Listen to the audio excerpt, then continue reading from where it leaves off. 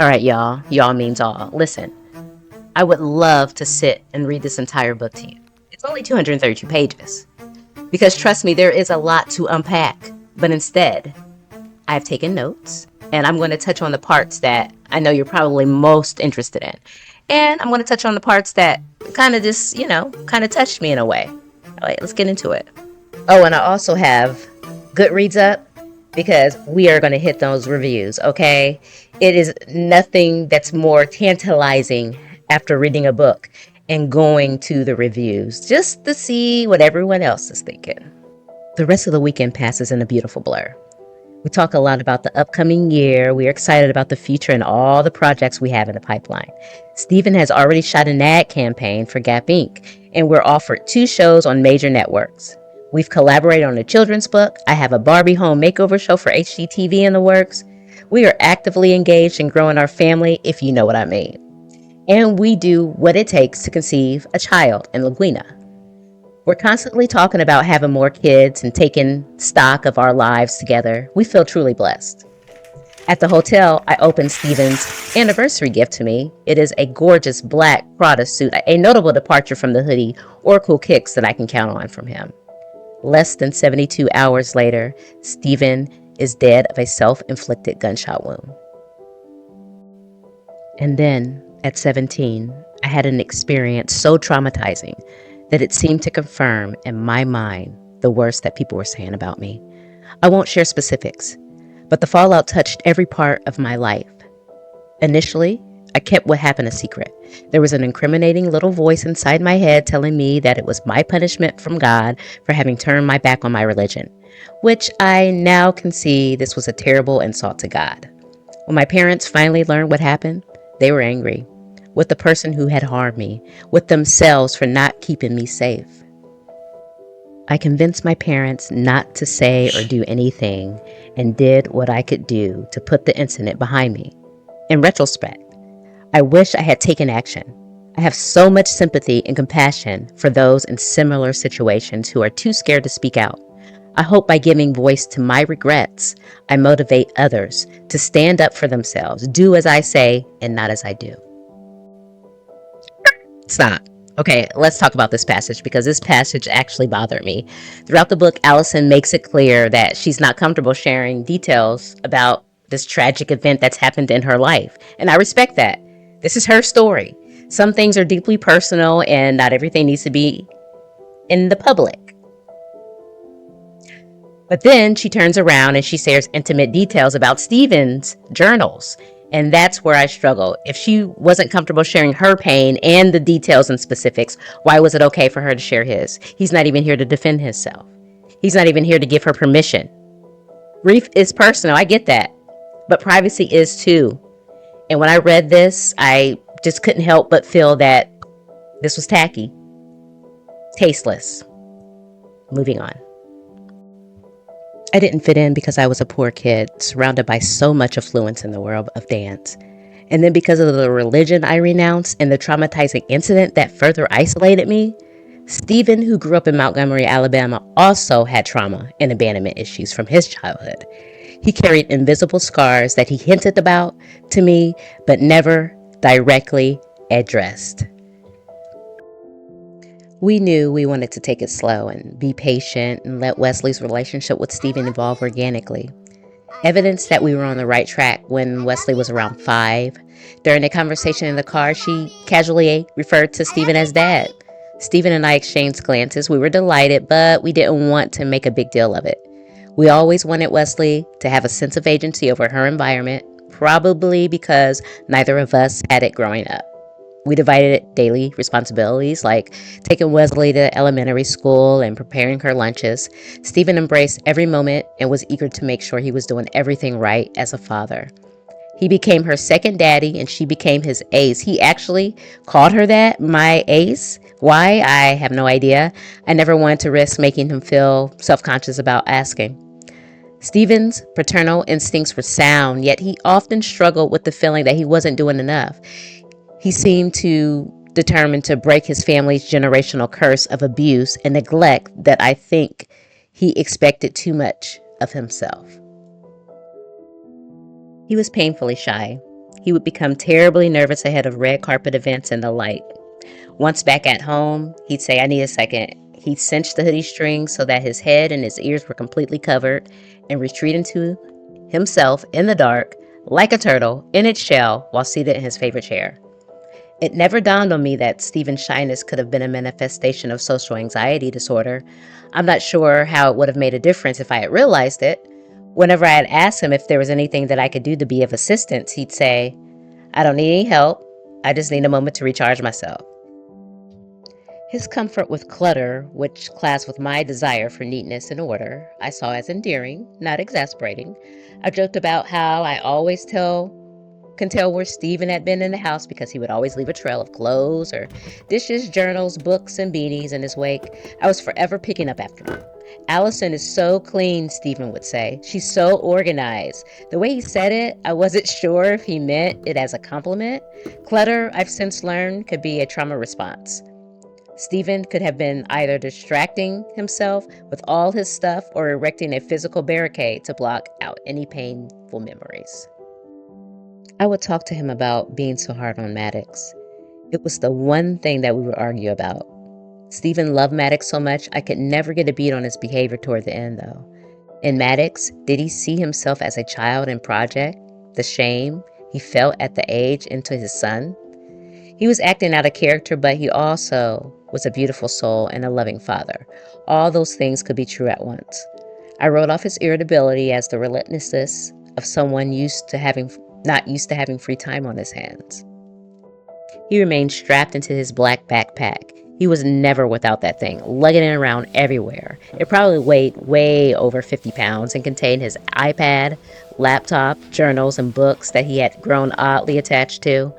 I never saw him pull one of those journals or books out, yet he insisted on keeping them close to him at all times. As Stephen and I grew more distant and detached, that backpack took on a symbolic import, like he was physically bearing the weight of his emotional burdens. A few times I approached him and asked, "Baby, are you okay?" He insisted on he was fine. He said he was just chilling in his own world. As I mentioned, Stephen was a regular user of marijuana. His habit was an open secret. I had never known him not to smoke daily. He'd go outside so he didn't stink up the house, but also because he was ashamed that he couldn't quit. The secretiveness of it was something that had long ago become normalized in our relationship. I was used to coming downstairs in the morning and collecting the hoodie and the pants he had taken off the night before and left them on the patio furniture so he didn't bring in the weed smell when he came in. What I didn't know until I surveyed our backyard security camera was that Stephen's smoking had ratcheted up. He was smoking in the morning and at night. It's almost as if he used one strain of pot to start the day to become Twitch, and then used another at night to come down from that persona. I had no idea that Stephen was in an almost constant state of high. He was even sneaking out to smoke on Ellen's set.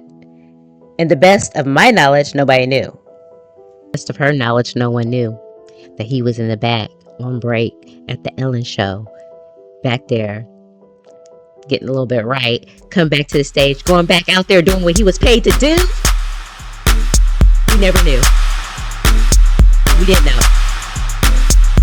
Okay, this chapter that I'm going to hit on is the kind of chapter that makes you stop, reread, and just stop and sit with it for a moment.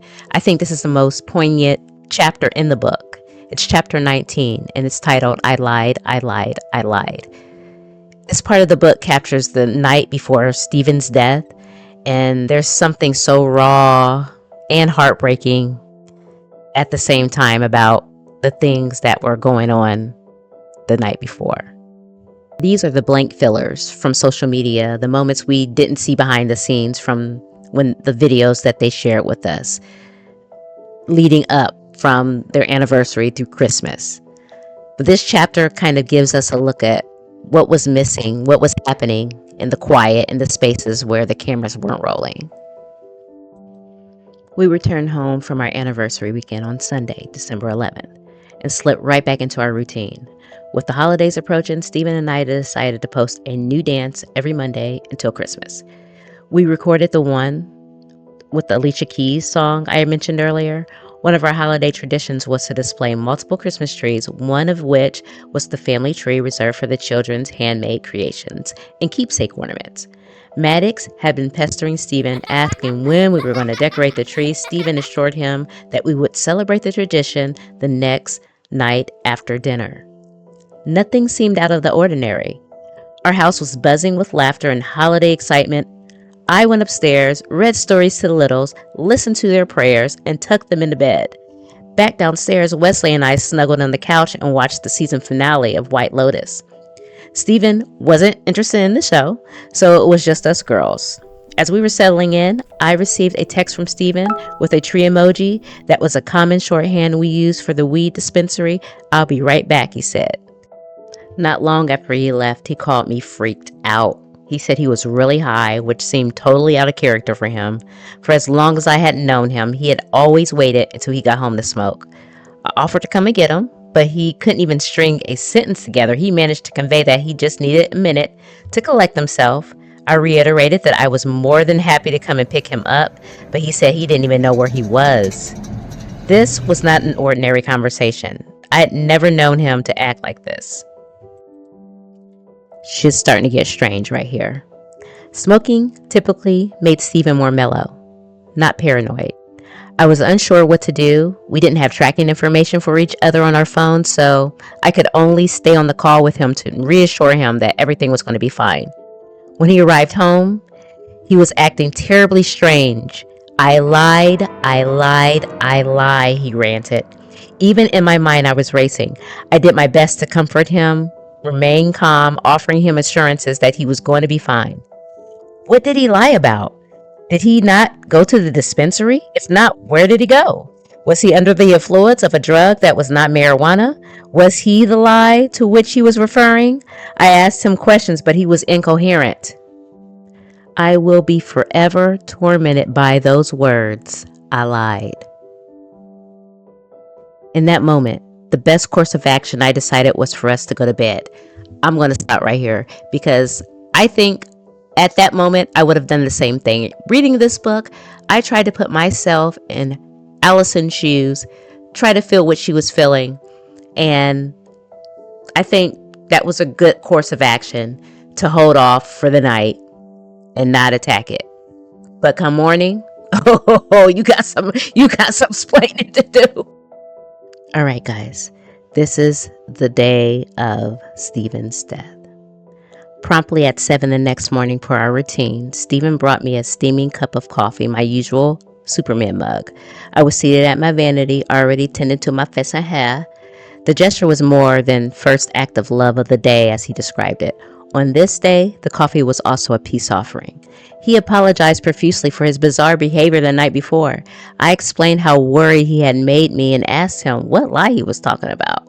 He claimed not to remember. He apologized again, then turned the conversation toward work. Oh, no.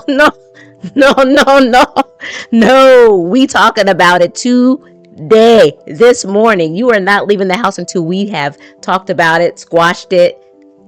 No, I let you go to sleep. We talking about that. All right, y'all. This part of the book, it leaves me in the state of confusion on what was really going on in Stephen's head. Here we go. We had a busy day ahead. We were supposed to drop off the kids at school, work out, and head to the office for a full slate of meetings.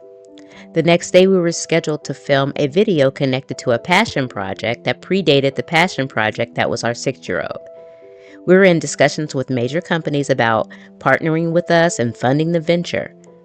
I don't want to go into any details because I have hopes of someday shepherding the project into the world on my own. Suffice it to say, it was potentially a huge undertaking, and we were ecstatic to be so close to seeing it in fruition. Zaya and I walked Maddox to school. When we returned, Stephen and Wesley were still at the house. He chatted with the nannies and our assistant before he took Wesley to school. Stephen insisted on driving her whenever his schedule permitted. As they headed out the door, I said, see you soon. Love you. I didn't even say goodbye. Those would be the last words I'd ever say to him. As was the case most days, when Stephen did the school run, he and Wesley stopped at Starbucks so she could get a breakfast sandwich and a drink. When he left her at the school drop-off zone, he told her, "I wish I could have been your Superman." It was an odd statement, but Wesley didn't dwell on it. She dismissed it as a weird dad moment. They exchanged "I love yous" before he pulled out of the school lot. It was the last time she would see him. I can't get it out of my head that Stephen was already saying goodbye in his own way hours before he disappeared. He didn't meet me at the gym or the office per our plan. It didn't raise any alarms. I figured I'd gotten busy and lost track of time. Stephen was still texting, communicating with members of our team, attending to last-minute detail related to the next day's shoot, and taking calls regarding what needed to be done. I was preoccupied with filming content and making calls, touching base with directors and the camera crew. Stephen was also in touch with these people even though he wasn't at the office. He was still very much involved and on top of things. When I got home mid-afternoon, I noticed Stephen's car was in the driveway. Y'all, that's my confusion there. I mean, he's still they had a lot of shit in the works. They had a big plans the following day. He is still communicating, texting, pretending as if he's still going to be a part of it, as if you have your clothes laid out for the next day. I mean, it seemed like it was going to be a big thing. I called him but got no response. I sent a text message, "Babe, where are you?" And still, he did not reply. It was strange that he wasn't answering his phone. He could usually be relied upon, keep me posted on his whereabouts. He was conscientious about checking in throughout the day. I didn't know what to think. I called our assistant to make sure I hadn't overlooked something. Maybe he had a meeting that I didn't know about. She told me there was nothing on the calendar. I retrieved Wesley from school, and she walked to Maddox's school to pick him up, while Corrine and I began preparing dinner. Corrine is their assistant. As soon as Maddox walked through the door, he wanted to know where Daddy was because he was eager for us to get busy hanging ornaments.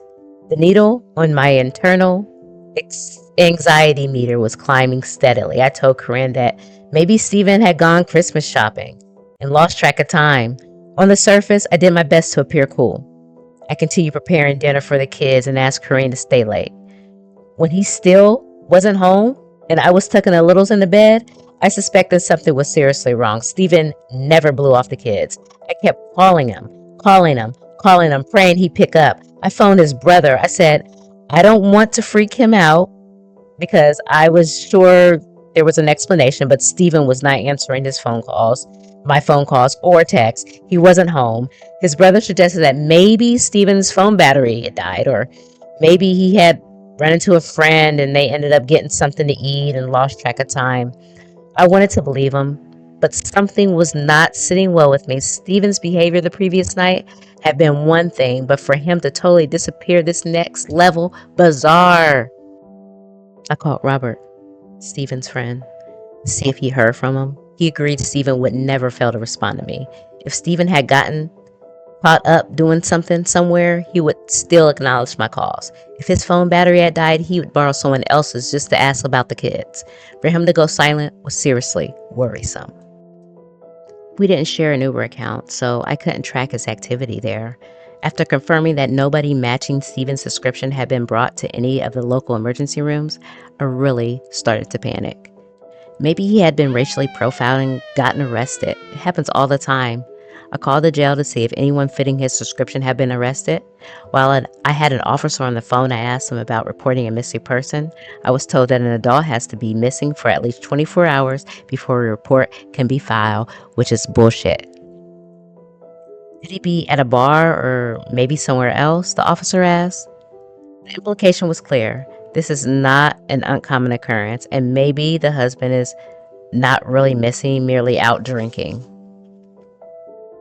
I couldn't access the location of Stephen's phone because we didn't track each other. We weren't that kind of couple, and we were usually together anyway. I couldn't check to see if Stephen had withdrawn money from the bank because we maintained separate accounts. We maintain separate accounts. I can't access his account because we maintain separate accounts. Okay. In the meantime, Stephen's brother had been able to determine the last withdrawal in Stephen's account was for under $10 for the Uber ride. How does the brother have access to, how does the brother have the clues to tell you and the police on the goings-ons and Stephen's account when you are his spouse, his wife, but brother could gain access? Something ain't right. Something ain't right. Something not right. But I'm gonna mind my business. I'm gonna mind my business. About 20 minutes later, the two cops out front were joined by a third officer. He was older, very sweet. He came to the door, trailed with the others. The new arrival looked at me with such compassion in his eyes. He asked me to sit down, and my heart sank. They don't ask you to sit unless they're about to tell you very, very bad news. I couldn't bring myself to sit. If I didn't sit, then maybe whatever was about to be told to me wouldn't be real. A dark energy settled over the room as I stood frozen in place. Your husband has been found, he said. He's not in rehab. He sat down at the kitchen table. I stayed where I was. Your husband was found in the hotel. He was found by the maid. He shot himself. No, no, no. I told them they had found a black man, but it didn't mean that they had found my man. Stephen would never do what this officer was suggesting, ever so gently. The officer explained Stephen had left a letter in his ID. He had been identified by his tattoos, including that one below his elbow. I am, I have, I deserve. I didn't ask the cops for any more details about how he died. I didn't want to know. I found out much later that he had folded his clothing neatly in a pile in the hotel room before killing himself, which was confusing beyond all reason. When had Stephen ever been neat, and why start when you were on the verge of a final messy act? So what do you guys think about that part? It's, I don't know. I sit with that information about how he carried on throughout the morning as if planning, as if he's partaking in these activities the following day, until that very moment when he goes to a motel, and he's being indifferent. He's folding his clothes when usually he's a mess. I don't know, y'all. Here we go into the meat of it. When combing through Stephen's journals after his death, I gained a sickening clarity, if not a concrete sense of why he did what he did. A few of his entries would allude to sexual abuse he endured as a child at the hands of an adult male, a trauma he detailed in strict confidence to his friend, who relayed the conversation to me only after Stephen's death. I don't expect I'll ever have a definitive answer, but from what he wrote on the page, I couldn't help but wonder, did the abuse happen when he was roughly the same age as Maddox? Did becoming a biological father dislodge those buried memories of his childhood abuse? And did he worry that he was somehow fated to do his son the same monstrous things that had been done to him? But it was there in his journal pages, not spelled out explicitly, but expressed in so many words and doodles, that Stephen might have killed himself because he thought he was protecting us from an even more horrifying act he thought he might be capable of. Really?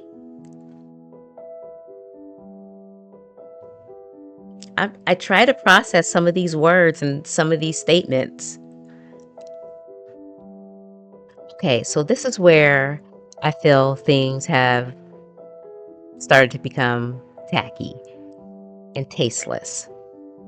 Is she goes into detail about Stephen's alleged childhood trauma, something Stephen has not spoken publicly about, shared it with his family, and yet here it is laid out for the world to see.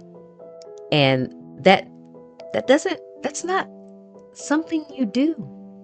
I know you try to say that it's coming from a place where you would feel like you want to help someone, but I felt like you wrote this book probably still in the angry stage. I felt some anger in some of these words. I know you go through several stages of grief, and I feel like you probably were still in the angry stage. Telling his business that way, it's not good. It's tacky. It's not good, and shame on you. I retrieved his laptop and his phone and scrolled through his histories.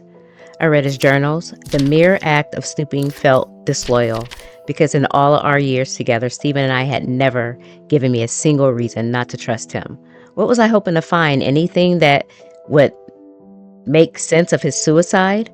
How had there been any other women? Men? A rumor was circulating that Stephen was gay, so I looked for evidence of that. Was he being blackmailed? Stalked? Stephen's decision to take his life made his death a profoundly difficult and complex situation. I felt abandoned, betrayed by the person I trusted the most, the one person in the world who had my best interest in heart, always. He had my back. Yeah, he really did. I know he hurt me, but I also know he loved me. I had trusted him with every ounce of my being, and in the end, he betrayed me. That trust disappearing on me. He had broken his vows in the most screw you way. All right, this is my review. This is my rating. I'm giving this book 2 stars. It was 1. I'll tell you why I changed it to 2. First off, this is her story, and everyone has the right to share their story. The parts about her life before Stephen were actually relatable, and I respected that. But here's the 1-star part. She starts sharing things about Stephen, deeply personal, private things that he never shared himself, and honestly, it felt tacky. There's a way to honor somebody's memory without exposing things that he kept private. But this book didn't do that. Instead, it felt like a mix of grief, speculation, and oversharing. Details that she did not need to tell us. Why would she do that? Some speculate that it's a money grab. While reading this book, you can tell that she was still in the angry stage of grief. This book wasn't the help book that she was hoping for. Anyone reading this that might feel like they might want to unalive themselves, this would not be the book to go to. I'm sure there are other books to go to. My favorite part about reading books is always visiting the reviews to see what others might feel about the book I just read. So, here's one. I literally never write reviews, but I feel compelled to offset all the negative reviews, many of which seem to be written based on tabloids and potentially from people who have not actually read the book, and I'll explain my rating. Let's see. While I didn't find it necessary for as much detail and some of the specifics surrounding Stephen's death, my reason for taking a star away, so she gave it 4 stars, I do think it can be potentially a very helpful to draw on signs and symptoms of people struggling with depression and thoughts of suicide and changes in behavior that were masked. I also don't think it's anyone else's business how a family handles their grief and on the timeline they handle said grief. Sorry, I'm just reading how they wrote it. Okay. This is the worst book I've read in regard to life and death. This is also by far the worst book I've ever read in regard to suicide and mental health. See, that's why I said this book isn't helpful. The way Allison talks about Twitch and his decision to die by suicide is disgraceful, ill taste, and degrading to him. And in fact, degrading to anyone reading this book who has lost a loved one to suicide. My mouth was open almost the entire reading this, thinking, did she really say that? Is she serious? Who is this book for? Let's start off with how she literally said in her book that the way that Twitch chose to die was outrageous. Golly, yes! Then she continues to bitch and complain that he left debt behind. But wait, she continues to complain even more. That's why I said I felt like she was still angry. She is grieving. She's going through that. She's still in that stage of anger while writing this. Um, she complained about how his death took back promotions, deals, contracts, etc., leaving so much work wasted. She touches on how Twitch and her met, fell in love, etc. But truly, I did not get a single sense that she was happily writing about the love of her life. Instead, she decided to write about his family problems, family drama, how dare he die by suicide, etc., etc. This book was about her and not him, and shame on you for that. Yes, I agree with this review. What would she give her? Okay. I'll read some more.